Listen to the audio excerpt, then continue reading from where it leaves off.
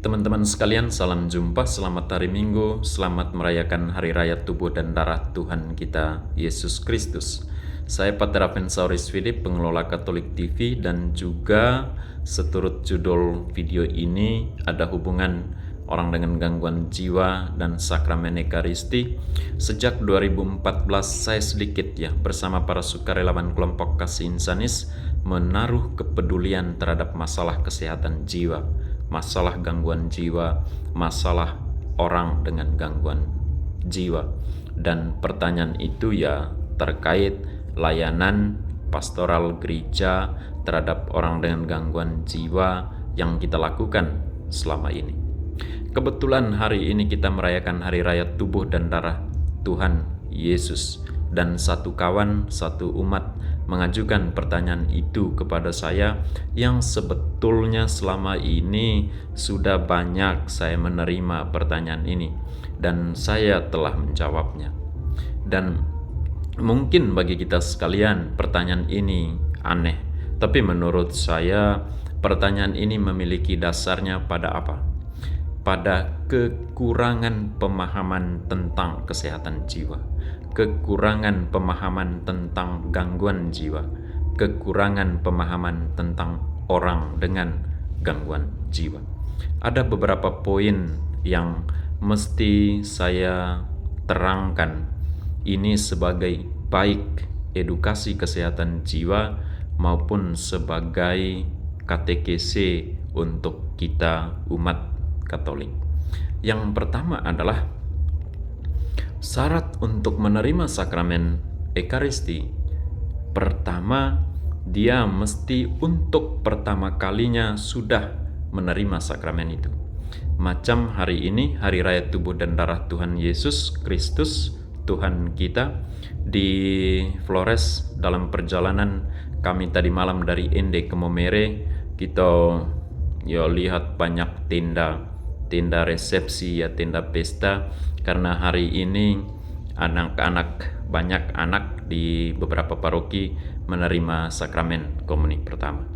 Kalau seorang penderita gangguan jiwa, orang sakit jiwa, sudah pertama kali menerima sakramen itu sebelumnya, maka selanjutnya dalam setiap perayaan Ekaristi atau dalam pelayanan sakramen Ekaristi untuk orang sakit, dia sudah punya hak untuk menerima sakramen itu.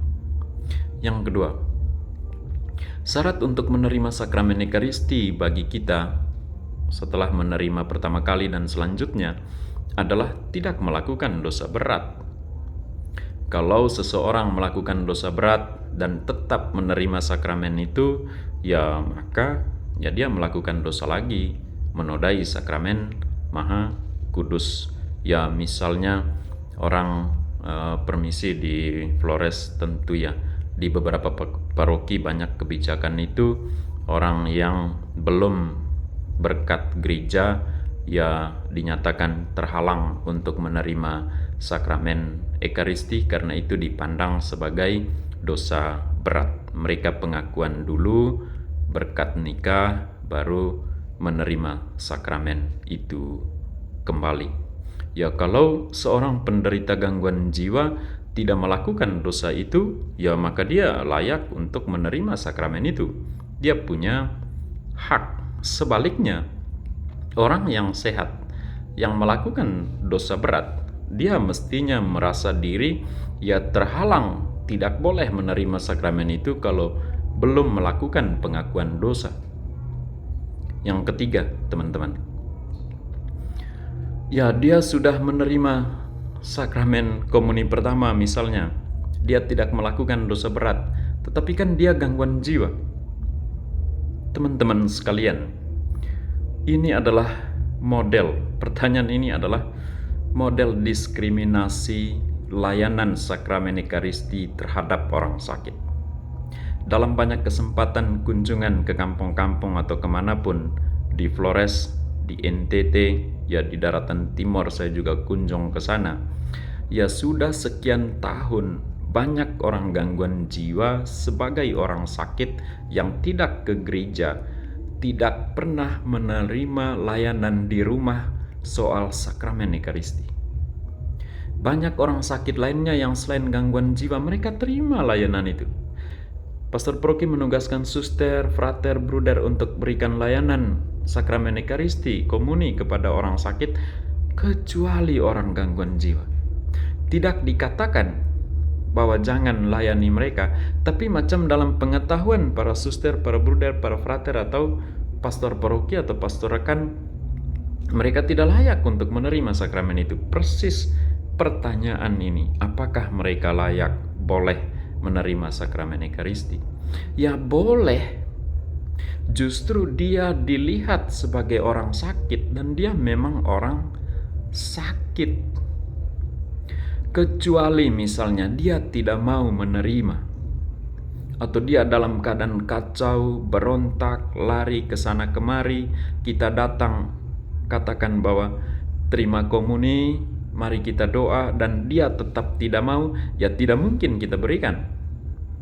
Pada kasus-kasus berat, kasus-kasus besar, misalnya kalau kita datang untuk memberikan sakramen Ekaristi kepada dia, dan dia mau diajak untuk berdoa, dan dia menerima sakramen itu seperti kita sekalian, sopan dan lain-lain, makan, telan, ya maka dia sudah layak untuk menerima itu, dan dia punya hak untuk mendapat layanan pastoral itu.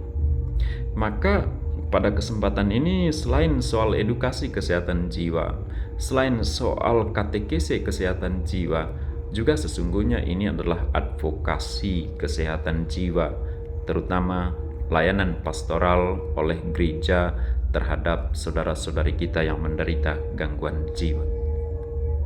Teman-teman sekalian, hal yang keempat atau kelima ya, tentu mestinya pada awal video ini saya minta maaflah kepada orang dengan gangguan jiwa yang mungkin menonton video ini, mungkin merasa tersinggung.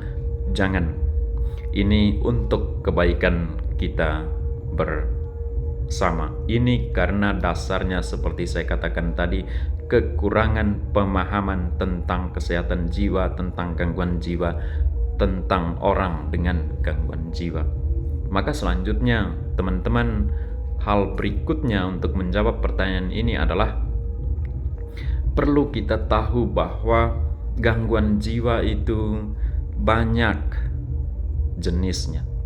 Tidak bisa dikatakan apakah orang gangguan jiwa boleh menerima sakramen Ekaristi, seakan-akan gangguan jiwa itu tunggal. Ada banyak jenis gangguan jiwa.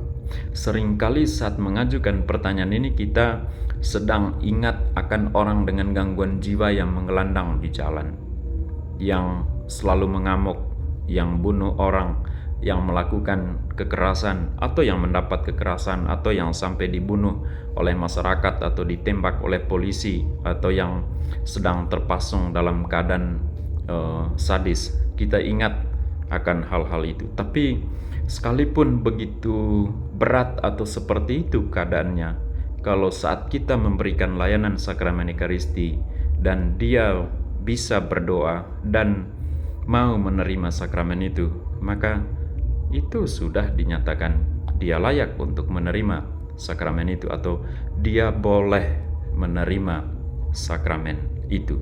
Justru seperti saya singgung tadi, orang yang sehat tapi melakukan dosa berat, ya dia tidak layak untuk menerimanya. Pertanyaan seperti ini juga didasari oleh, misalnya kita katakan saja secara sederhana, apakah dia dengan sungguh hati menerimanya? Apakah Anda juga dengan sungguh hati? Ya, itu sederhana, pertanyaan selingan. Apakah dia dengan kesadaran penuh untuk menerima sakramen itu? Apakah Anda juga dengan kesadaran penuh? Orang gangguan jiwa atau gangguan jiwa tidak serta-merta dipahami bahwa dia tidak sadar. Perlu kita tahu teman-teman, orang yang tidak sadar itu saya kira hanya 3 jenis keadaan. Orang pingsan, orang sedang tidur nyenyak, dan orang dibius total kalau ada operasi berat. Itu tidak sadar. Gangguan jiwa ya tetap sadar. Iya, sekurang-kurangnya dia sadar bahwa dia butuh makan. Sekurang-kurangnya dia sadar, ini kita omong tentang gangguan jiwa yang berat sekali.